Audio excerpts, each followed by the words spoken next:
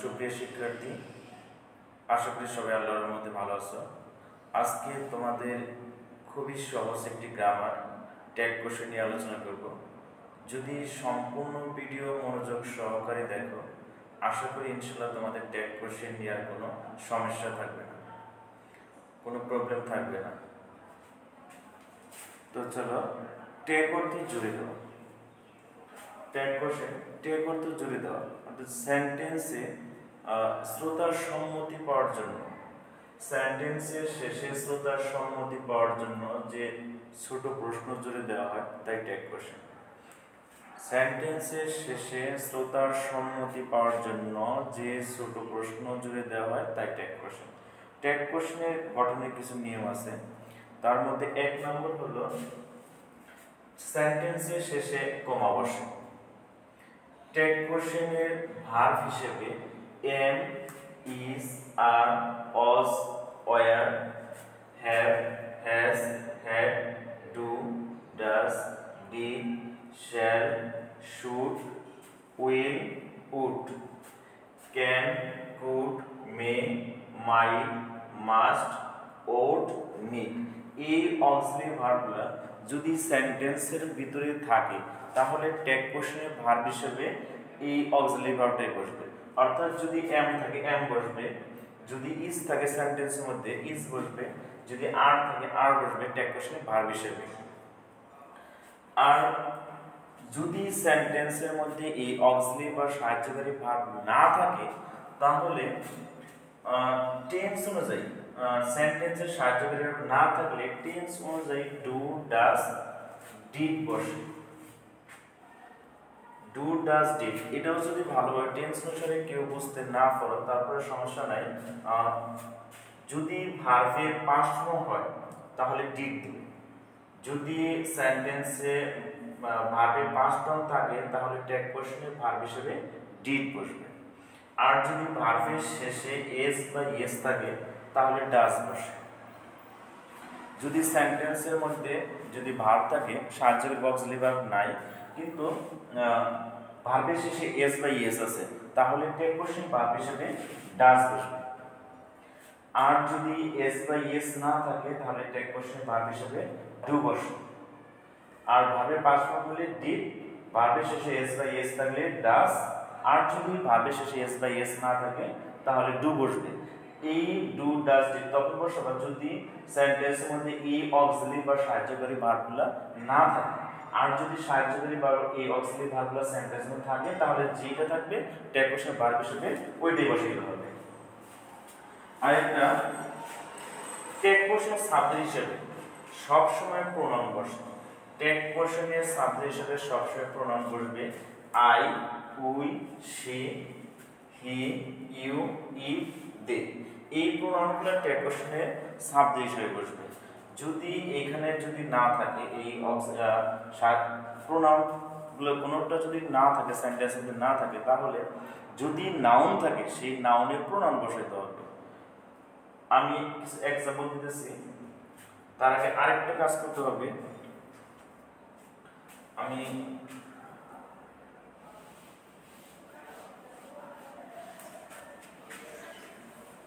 এখানে আরেকটা জিনিস অ্যাড করতে হবে, সেটা হলো সেন্টেন্স।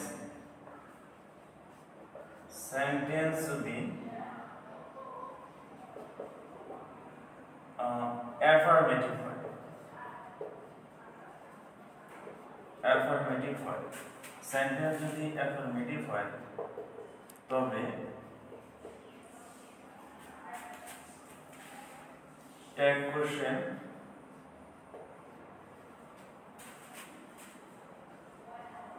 ট্যাগ কোশ্চেনটি নেগেটিভ হবে।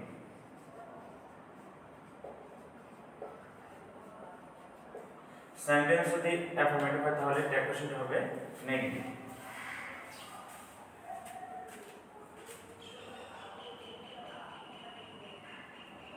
আর ট্যাগ কোশ্চেন যদি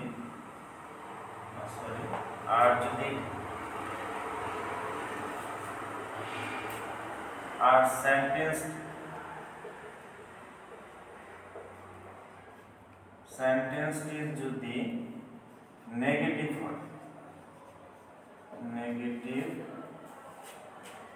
হয় তবে ট্যাগ কোশ্চেন হবে, ট্যাগ কোশ্চেনটি হবে অ্যাফার্মেটিভ।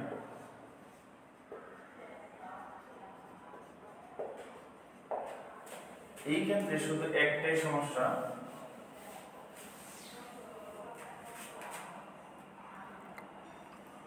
নট।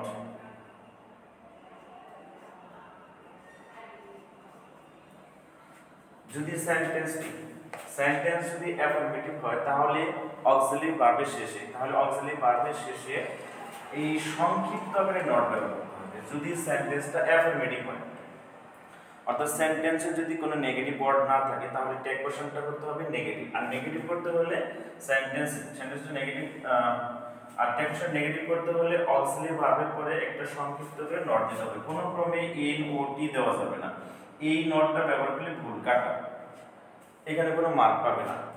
অবশ্যই সংক্ষিপ্ত দিতে হবে, ওটা দেওয়া যাবে না, ওর পরিবর্তে এখানে একটা কমা দিতে হবে।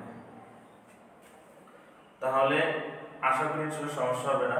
এখন আমি একটু এক্সাম্পল দেব, এক্সাম্পল দিয়ে তোমার বিষয়টা একটু ক্লিয়ার করব।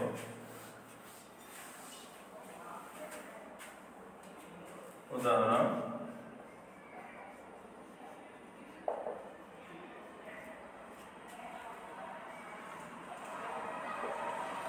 he is a student,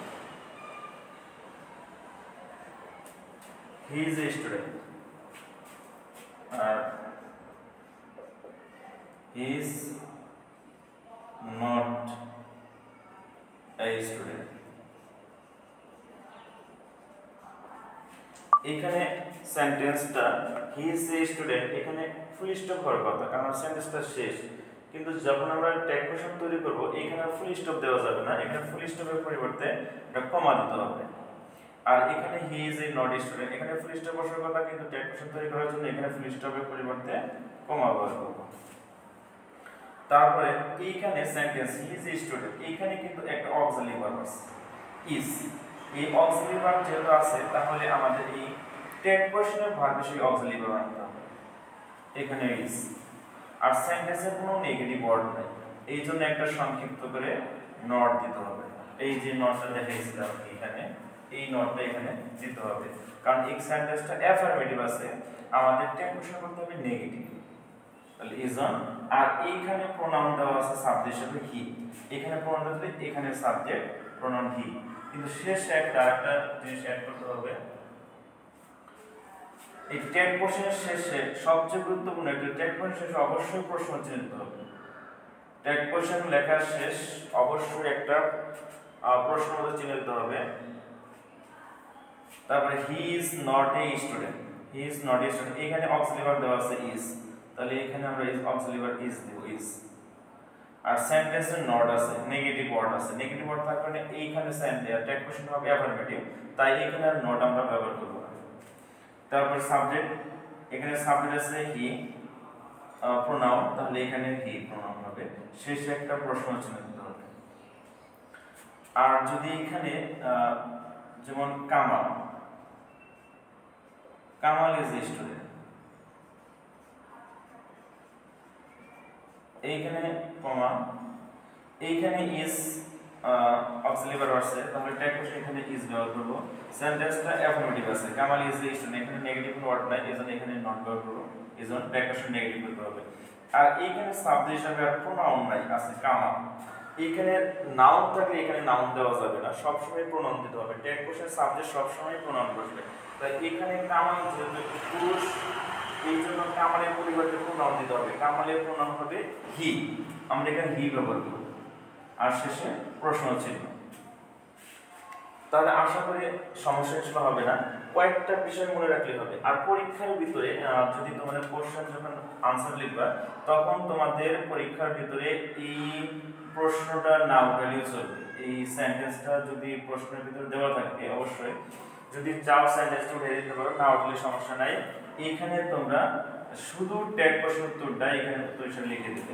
যেমন এই নাম্বার যদি থাকে, এই নাম্বার দেওয়ার পরে শুধু, যেমন এই নাম্বার যদি দেওয়া থাকে উত্তরে, এই নাম্বার দেওয়ার পরে শুধু ইজ নট হি দিলে হবে, ইজ নট হি শেষ, তারপরে বি নাম্বারে দিবা, অথবা এখানে ইজ হি আছে এখানে শেষ। তোমাদের পরীক্ষার ভিতরে এইভাবে শুধু উত্তরগুলো লিখতে হবে, বিস্তারিত না লিখলে চলবে, শুধু উত্তর এখানে। আর তোমাদের বিষয় খেয়াল করতে হবে ট্যাগের ক্ষেত্রে সবচেয়ে বেশি গুরুত্বপূর্ণ বিষয় হলো অক্সিলারি ভার্বগুলো। সেন্টেন্সের মধ্যে যে অক্সিলারি ভার্ব ছিল সেই অক্সিলারি ভার্ব তোমরা খেয়াল করবে সেন্টেন্সের মধ্যে কোনো অক্সিলারি ভার্ব আছে কিনা। যদি অক্সিলারি ভার্ব থাকে তাহলে ট্যাগ বিষয় বায়ু সব অক্সিলারি ভার্ব আমরা লিখব। আর যদি কোনো অক্সিলারি ভার্ব না থাকে তাহলে খেয়াল করো ভার্বের সাথে কোনো এস বা ইএস আছে কিনা। যদি থাকে তাহলে ডাজ ব্যবহার করব। আর যদি ভার্বের পাস্ট ফর্ম থাকে তাহলে ডু, আর এস বা এস না থাকলে সরি, যদি ভার্বের পাস্ট ফর্ম থাকলে ডিড ব্যবহার করব, আর ভার্বের সাথে এস বা এস থাকলে ডাস, আর এস বা এস না থাকলে ডু ব্যবহার করব।